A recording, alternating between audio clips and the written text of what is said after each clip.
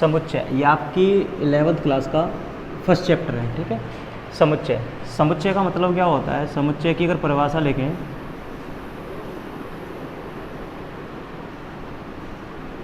सुपरिभाषित समूह को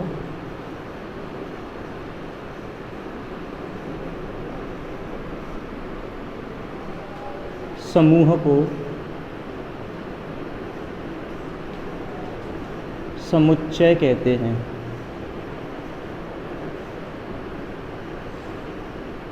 सुपरिभाषित, यहाँ पर ये शब्द आया है, ये सुपरिभाषित। इसका मतलब क्या होता है? जैसे सुपरिभाषित मतलब एक ऐसी परिभाषा जो सभी के लिए मान्य हो। जैसे हम बात कर रहे हैं, जैसे हम किसी किताब वाले की दुकान पर गए, है ना, तो हम उससे कहेंगे कि भैया एक 11th क्लास की किताबों का सेट दे दो, है ना। इंग्लिश में इसको सेट भी बोलते हैं ना, है ना। तो हम उसके पास जाएंगे तो उससे यही तो कहेंगे कि भैया एक 11th क्लास की किताबों का सेट दे दो। अच्छा, फिर वो या हमसे एक दो बातें कहेगा। अच्छा, विज्ञान वर्ग की लोगे या फिर कला वर्ग की लोगे, ठीक है। अच्छा, आप विज्ञान वर्ग में हो तो आप कहोगे कि हमें विज्ञान वर्ग की चाहिए, तो फिर वो आपसे कहेगा, आप कहोगे कि विज्ञान वर्ग की चाहिए, तो फिर वो आपसे कहेगा कि विज्ञान वर्ग में कौन सी, गणित चाहिए, गणित विषय की, कि बायोलॉजी, वायु की चाहिए। तो फिर आप उससे कहोगे कि हमें क्या चाहिए, गणित चाहिए।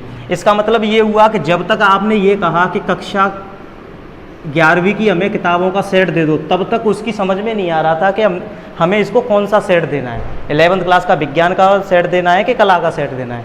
लेकिन जब उसने आपसे और पूछा कि विज्ञान का चाहिए या कला का चाहिए, तो आपने कहा विज्ञान का चाहिए, फिर भी उसकी समझ में नहीं आया, क्योंकि उसकी अभी परफेक्ट आप सुपरिभाषित परिभाषा नहीं दे पा रहे हो, उसको सुपरिभाषित नहीं कर पा रहे हो, उसको व्यवस्थित नहीं बता पा रहे हो कि अब कौन सी क्लास का सेट देना है आपको, 11th क्लास की विज्ञान का देना है या फिर कला का देना है। फिर आप उसको और आगे बताओगे कि हमें गणित का चाहिए, फिर वो समझ जाएगा। फिर आपको ये नहीं बताना है कि हमें अंग्रेजी की किताब चाहिए, कि हिंदी की किताब चाहिए, कि गणित की किताब चाहिए, कि फिजिक्स की चाहिए या केमिस्ट्री की चाहिए। फिर इतना बताने की जरूरत नहीं है।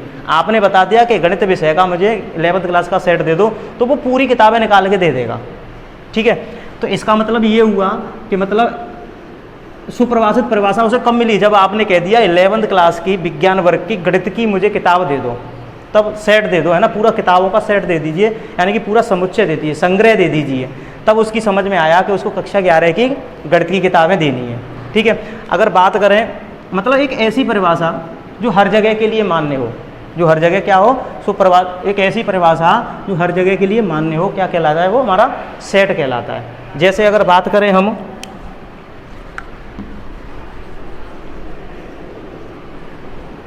जैसे हम बात करें अंग्रेजी वर्णमाला के, अंग्रेजी वर्णमाला के अक्षर, है ना, अंग्रेजी वर्णमाला के अक्षर। तो आप कहीं पर भी पूछो अंग्रेजी वर्णमाला के अक्षर बताओ, तो आपको यही मिलेगी ABCDEFG। तो अंग्रेजी वर्णमाला के जो अक्षर होते हैं वो हमारा पूरा समुच्चय होता है, यानी कि एक ऐसा समुच्चय ABCDZ तक, है ना, एक ऐसा सेट जो क्या हो, सुपरिभाषित हो। यानी कि सुपरिभाषित मतलब एक ऐसी परिभाषा हो जिसको हम किसी को भी पूछें, सबके लिए वही परिभाषा मिले जो हमें पहले मिल रही है, तो वो क्या कहलाएगा? हमारा सेट कहलाएगा। जैसे हम बात करें कि आपसे हम पूछें कि हमें बताओ बेस्ट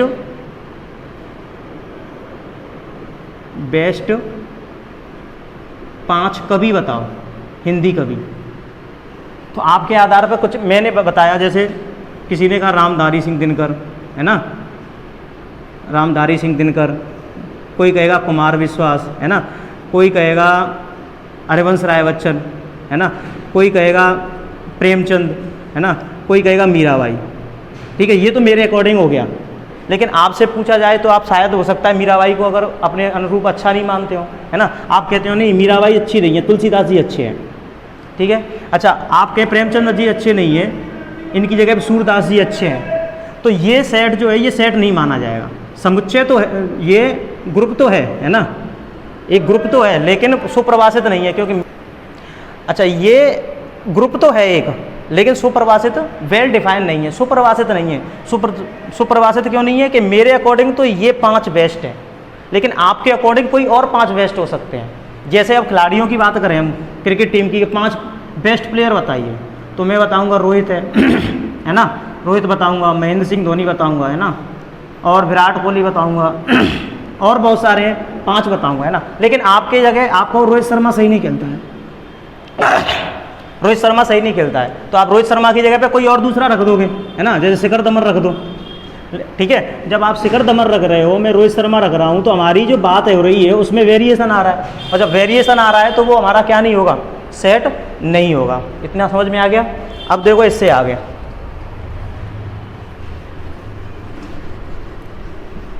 अब जो सेट जो होते हैं उनको हम 2 प्रकार से लिख सकते हैं। सेट लिखने की हमारे पास 2 विधियां होती हैं। एक तो होती है समुच्चय निर्माण विधि,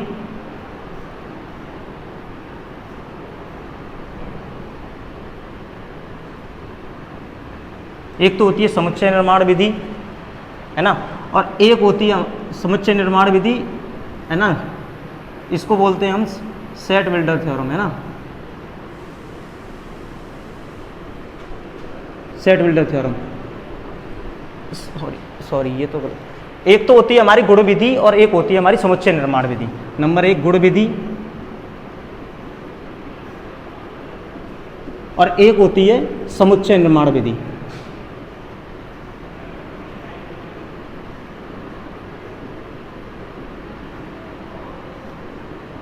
ठीक है, एक होती है हमारी गुण विधि और एक होती है हमारी समुच्चय निर्माण विधि। ठीक है, अच्छा अब देखो जो गुण विधि होती है हमारी, उसमें समुच्चय निर्माण विधि में सारे के सारे एलिमेंटों को लिखा जाता है।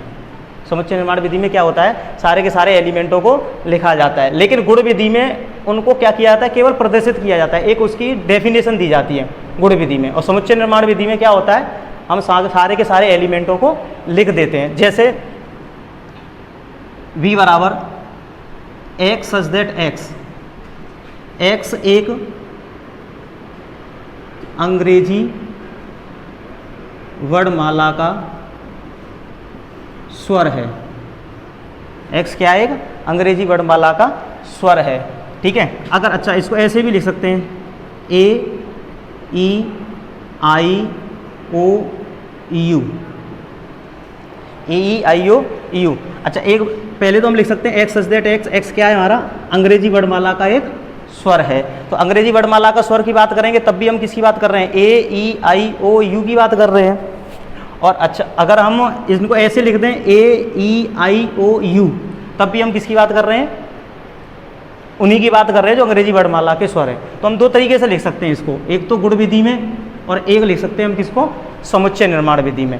बात समझ में आ गई। समुच्चय निर्माण विधि के अंदर सारे के सारे एलिमेंटों को लिखा जाता है, उसके जो भी एलिमेंट होते हैं उनको क्या किया जाता है, लिखा जाता है। और इसमें केवल एक परिभाषा दी जाती है कि जैसे v बराबर क्या है, एक्स सच दैट एक्स एक अंग्रेजी वर्णमाला का स्वर है। तो इसका मतलब है एक्स क्या है हमारा, एक्स कोई भी अवयव हो सकता है, ए हो सकता है, ई हो सकता है, आई हो सकता है, ओ हो सकता है और यू हो सकता है, जो क्या है हमारा एक अंग्रेजी वर्णमाला का स्वर है। ठीक है, और यहाँ पर हम क्या करेंगे, सारे के सारे एलिमेंटों को लिखेंगे, जैसे ए ई आई ओ यू। इसमें कुछ कह करके बात खत्म कर देते हैं, लेकिन इसके अंदर हम सारे के सारे क्या लिखते हैं, एलिमेंटों को लिखते हैं। जैसे एन क्या है हमारा, एक सेट है ना, जैसे हम यहाँ लिख दें एक्स सच दैट एक्स क्या है, एक वास्तविक संख्या है।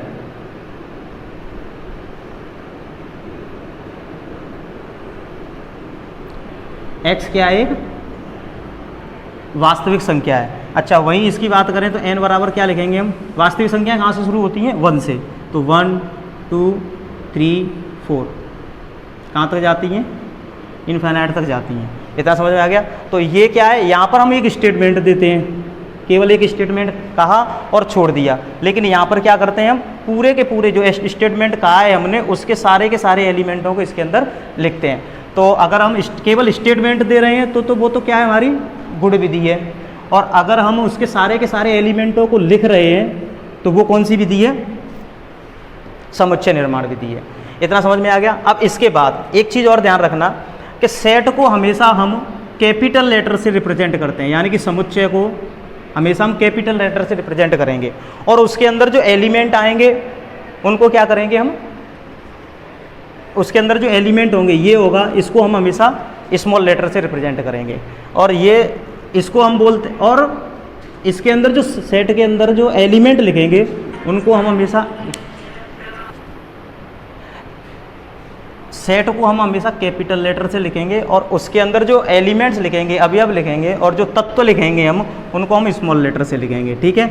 अच्छा, इसको हम हमेशा लिखने के लिए मझला कोष्ठक का उपयोग करते हैं। सेट के अंदर जो एलिमेंट लिखेंगे उनको हम हमेशा मझला कोष्ठक का अंदर उपयोग करते हैं। और एक सेट में हम, ठीक है, एक सेट की बात करें, एक सेट की बात करें तो एक नंबर को हम कभी दो बार नहीं लिख सकते।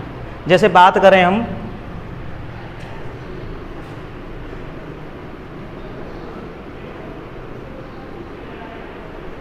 मैथमेटिक्स, मैथमेटिक्स शब्द के अक्षरों का समुच्चय की बात करें, मैथमेटिक्स शब्द के अक्षरों का समुच्चय की बात करें तो समुच्चय इसका लिखेंगे तो मान लो समुच्चय को लिख दें आप, किसी भी लेटर से लिख दो, जैसे एक्स लिख दो, ठीक है।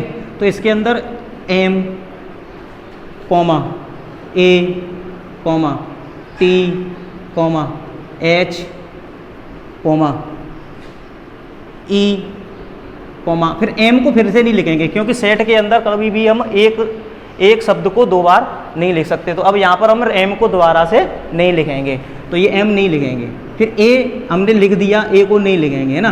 टी लिख दिया, नहीं लिखेंगे। आई नहीं लिखा है, आई। फिर सी, फिर एस नहीं लिखा है।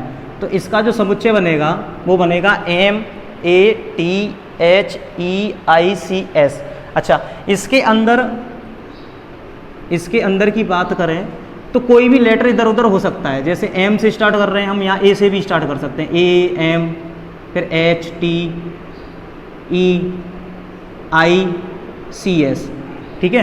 क्रम का कोई प्रभाव नहीं पड़ता सेट के अंदर, चाहे क्रम ये लिख दो चाहे क्रम ये लिख दो, कोई फर्क नहीं पड़ेगा। बस फर्क हमें इतना है कि या इसके जो एलिमेंट है, प्रत्येक एलिमेंट एक बार इसमें यूज हो जाना चाहिए और उसको डबल बार यूज नहीं करेंगे हम, ठीक है।